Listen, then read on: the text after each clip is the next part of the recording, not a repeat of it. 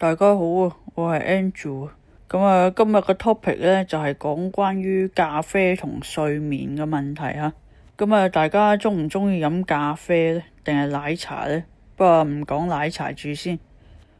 有一句說話咧係最近興起嘅吓，就係咧咖啡咧就係窮人飲料嚟嘅，因為咧有錢人咧想瞓就瞓吓。但係我自己咧就唔係好認同呢句說話嘅。因為咧有錢人當中都有部分係啲上進嘅老闆啦，咁老闆冇理由有得自己想瞓就瞓噶嘛，梗係飲咖啡啦，係咪？大家有冇聽過呢個長睡眠者呢個詞呢？又係最近興起吓，就講咧有部分人呢就需要瞓10個鐘嘅，或者再多啲，變咗呢啲人呢，就成日返學返工又遲到啦，又唔夠瞓啊，瞌眼瞓啦咁吓。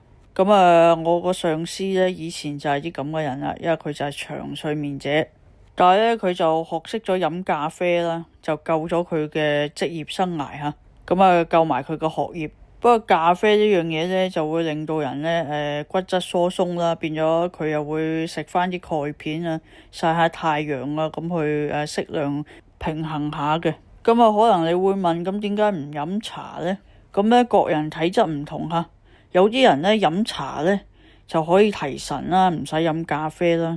但係有啲人咧飲茶咧就冇乜效果嘅喎，都係要飲咖啡先得嘅喎。仲有一部分人咧就好似我上司嗰啲咧，就要又飲咖啡又飲茶，咁先至可以提神啊。因為佢係長睡眠者，嗱我講咗好多次啦。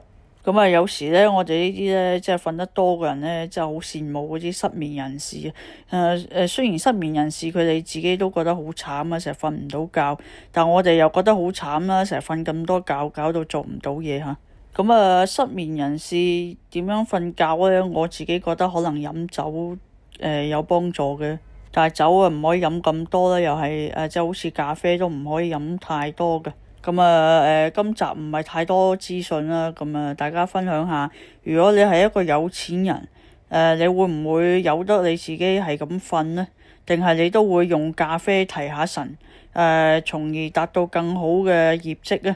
你中意咖啡多啲啊，定茶多啲啊，定係呢個奶茶多啲呢？大家可以歡迎喺度探討下吓。